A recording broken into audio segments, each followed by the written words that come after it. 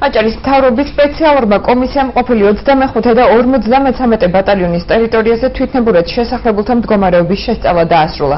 აჭარის მთავრობის აპარატის სოციალურ-ეკონომიკური მდგომარეობის ანალიზის დეპარტამენტის უფროსის განცხადებით, გაწეული სამუშაოების შედეგად დადგინდა, რომ ტერიტორიაზე მცხოვრებთა 90%-ს აჭარის სხვადასხვა მუნიციპალიტეტებში საცხოვრებელი ფართები გააჩნიათ. შესაბამისად, მათ უახლოეს მომავალში ფიცრულების დატოვება მოუწევთ.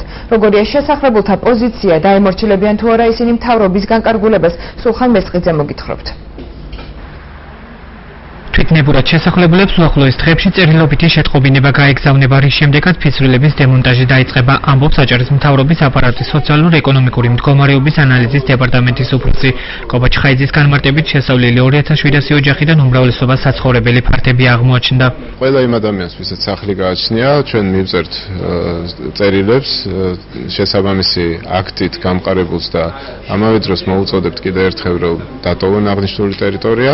მთავრობის თხოვნა იყო ამ შემთხვევაში, რომ იქნებ რამენაერად დეტალური შესწავლის დამთავრებამდე არ მომხდარიყო არანაირი სხვა ტიპის ღონისძიება.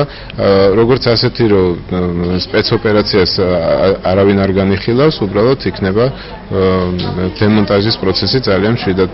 ხელვაჩავში ყოფილი 25 ბრიგადის და 53 ბატალიონის ტერიტორიაზე შესახლებული ოჯახების მონიტორინგის შედეგებით დღეს აჭარის მთავრობა მედია საშუალებების და მესამე სექტორის წარმომადგენლებს გააცნო.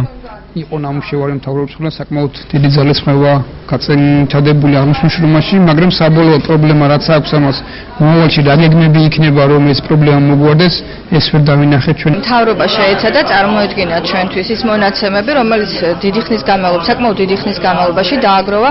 მე ვფიქრობ, რომ ამ ხნის განმავლობაში უფრო მეტის გაკეთება შეეძლო მთავრობას. ფაქტები იმდენად მნიშვნელოვანი აღმოჩნდა, რომელიც მან შეაგროვა. ვფიქრობ, რომ ამის განზოგადება უნდა შეძლოს ძალიან მოკლე ხანში. მედიას მხოლოდ გაშუქება შეუძლია, დანარჩენი არის პასუხისმგებლობა აქვს ასაღები თვითონ სახელმწიფოს. ფაქტია, რომ პრობლემა არის სერიოზული, თუმცა რა ინფორმაციაც მე დღეს მივიღე, ამ ინფორმაციას მე მთავრობისგან უკვე 1 წელია ვისმენ, რომ უსახკაროებს, ესე იგი, ცოტა არის და დანარჩენი უნდა გავიყვანოთ, რასაც მე არ ვეთანხმები, იმიტომ რომ მარტო უსახკარო ვინც არის, ის კი არ არის მთავარი. იქ არის ოჯახები, რომლებსაც მართლაც სჭირდება დახმარება. 53 ბატალიონის ტერიტორიაზე შესახლებულები ამბობენ, რომ თვითნებურად დაკავებული ფართების დატოვებას არ აპირებენ. საცხოვრებელი ფართი არაფერი არ გამაჩნია, არც მიწა და არც არაფერი სახლი.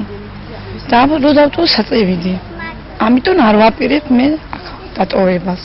აქედან არავინ არაა გამსვლელი, როგორც მთავრობას უნდა ისე. ხალხს ჩვენ როგორც გვინდა ხო ცოტა მაგიც უნდა მოგვაქციონ, ყურადღებამ გავიდეთ.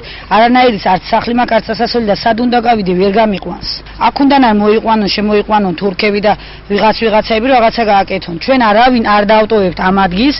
თუ რეალურად არ მოგხედეს, აქედან გამსვლელი არავინ არაა. შეგახსენებთ, რომ 53 ბატალიონის ტერიტორიაზე სოციალურად დაუცველმა ოჯახებმა ფართები თვითნებურად 2012 წლის ოქტომბრის არჩევნების შემდეგ დაიკავეს და დასახლებას ოცნების ქალაქი უწოდეს.